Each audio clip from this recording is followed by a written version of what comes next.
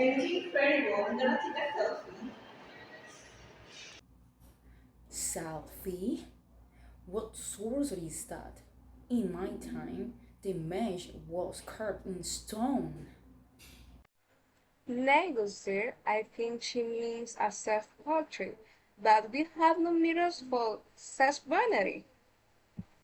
Well, perchance she means to capture her own likeness, a self portrait, as the painters of my time would call it.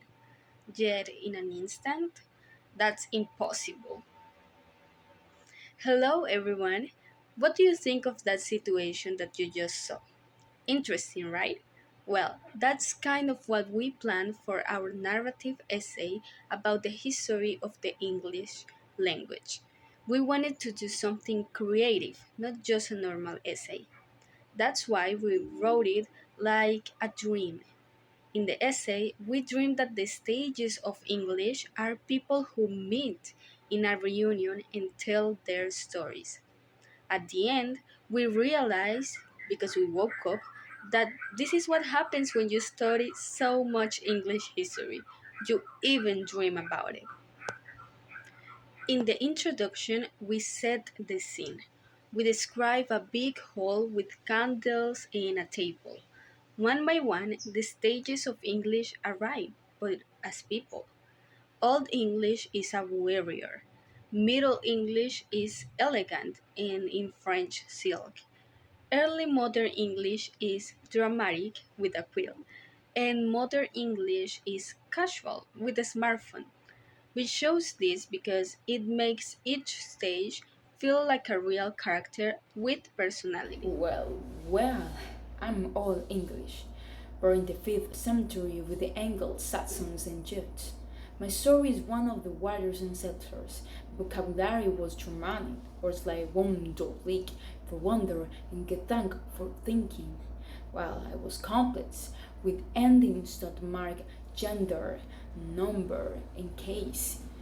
But my greatest legacy is Beowulf, the epic poem that shows my essence and my power.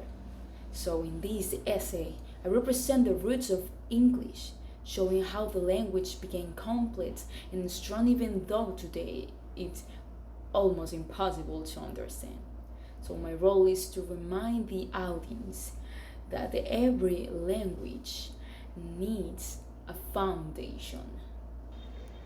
I am Middle English. I entered history after 1066 when the Normans invaded. French and English mixed, and I borrowed thousands and thousands of words like justice, peppermint, beauty, and even food words like beef and pork. My grammar simplified and I became easier for people to learn and use. I was the age of Jhyreth Silva, who gave me prestige with the Canterbury Tales. In the essay, I represent the bridge. The bridge, the period when English transformed from a tribal language into something more universal. And I also show how invasion, culture, and literature shape the language. My role is to remind us that change can be painful, but it also makes growth.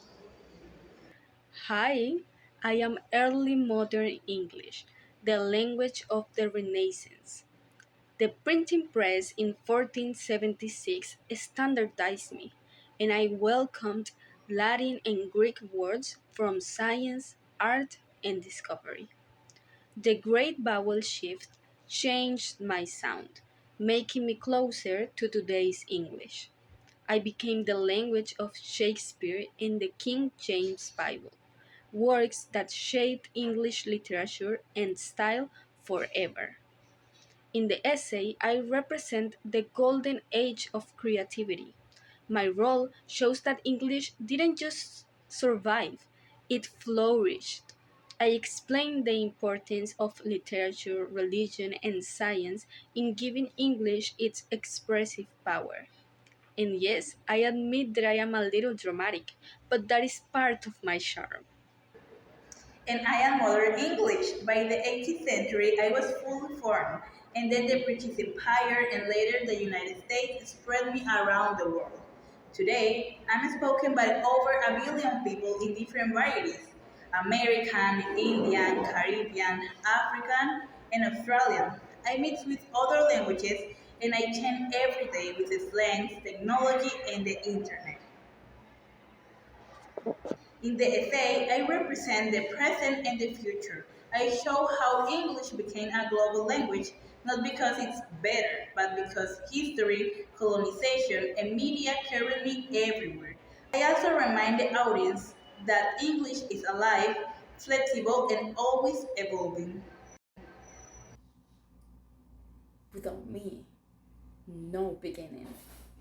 Without me, no version. Well, without me, there is no refinement in the language.